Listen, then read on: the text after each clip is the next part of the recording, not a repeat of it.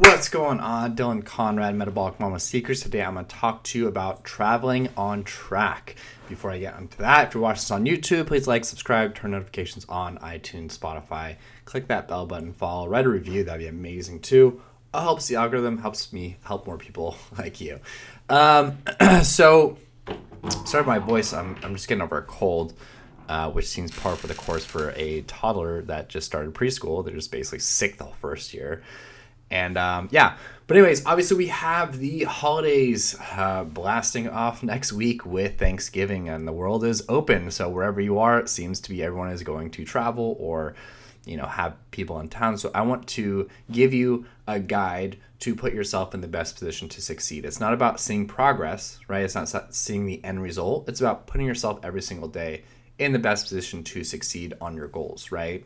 And so I'm gonna give you 5 easy hacks that you can use regardless of what kind of traveling you're doing, or if you're not traveling, you're staying at home, how to stay on track, and maintain or even see progress. First and foremost, before I even get into this, you have to ask yourself what your goal is for this week, right? Is it like, okay, my goal for this week is just to maintain, right? If my goal for this week is I'm cool, I want to really overindulge and I'm cool backtracking a little bit and I know like 2 weeks down the line I'll make it up. Or I want to see progress. So based on that, I'm kind of talking about, if you want to make progress or maintain, these are 5 tips that will really help you. If you're just like, I'm going to go YOLO, whatever, but you don't want to get too far out, I would just bring a scale and just weigh yourself. And just use that as your augmented feedback to make sure that you are not going too crazy. So first and foremost, if you're traveling, my favorite thing to do is actually to use the grocery store as my fridge. So wherever I go, there's always like a Ralph's, a Publix, a Whole Foods, even like a 7-Eleven. And I will use that as my grocery store and go there and get my food. This is especially helpful if you don't have a fridge, if you're not in an Airbnb, if you're at a hotel, and they couldn't set up a mini fridge for some reason. From my experience, like 70-80% of hotels will be able to send up a mini fridge, but it depends obviously where you're staying. So that is number one, is just using the grocery store as your fridge. So if they have a hot bar, a cold bar, all that stuff, getting your food in that way, barcoding stuff, putting MyFitnessPal is going to be pretty straightforward, pretty easy. Number 2 is if you are looking to see progress and stay in line, and the main goal here is you want to keep ballparking too low. So having more, fun foods and having more fatty, carby foods are going to be a lot harder to ballpark than it will be to ballpark and estimate your protein veg.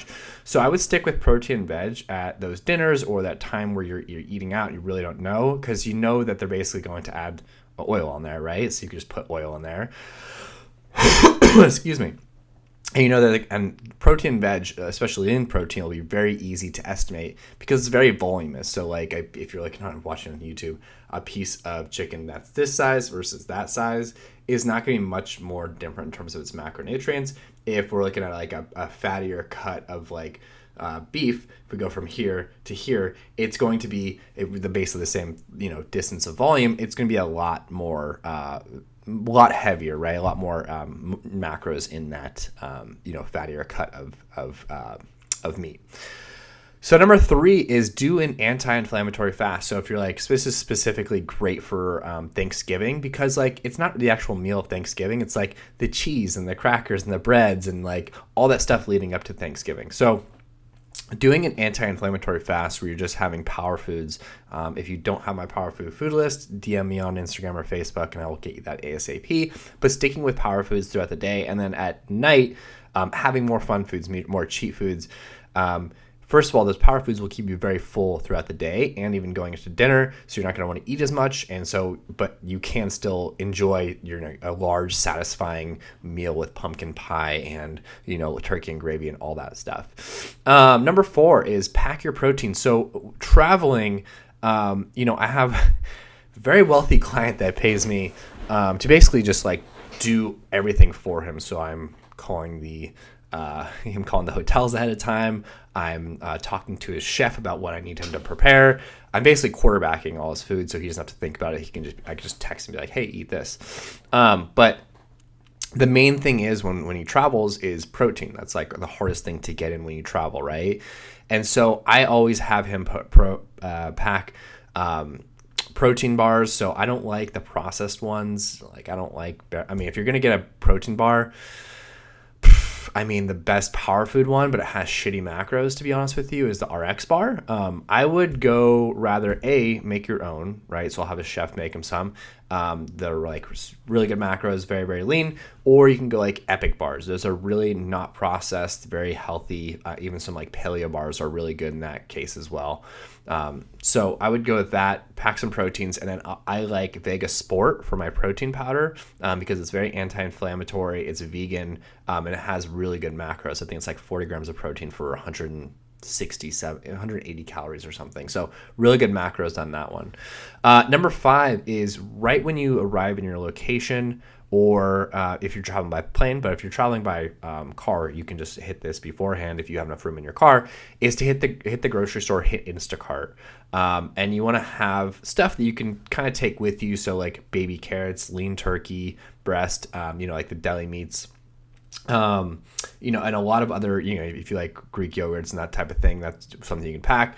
Fruits, bananas, berries, all that stuff. And you can put them in your fridge if you're staying at an Airbnb, or you can put them in your fridge if you're staying at a hotel and they have a fridge there. If not, again, you're going to want to revert to number 1, which is using the grocery store as your fridge. So these are 5 helpful tips you can use for traveling and staying on track. I hope they help you. They've helped a lot of my clients and myself as well. Thanksgiving is near and dear in my heart because I am a big pumpkin pie guy. I don't know why. It's always been my thing. So pumped for it. I'm also very basic, so I love fall. So, I mean, this is just, this is the best time of the year for me. Anyways, love y'all. Happy whatever day you're watching this on, and stay on track and travel.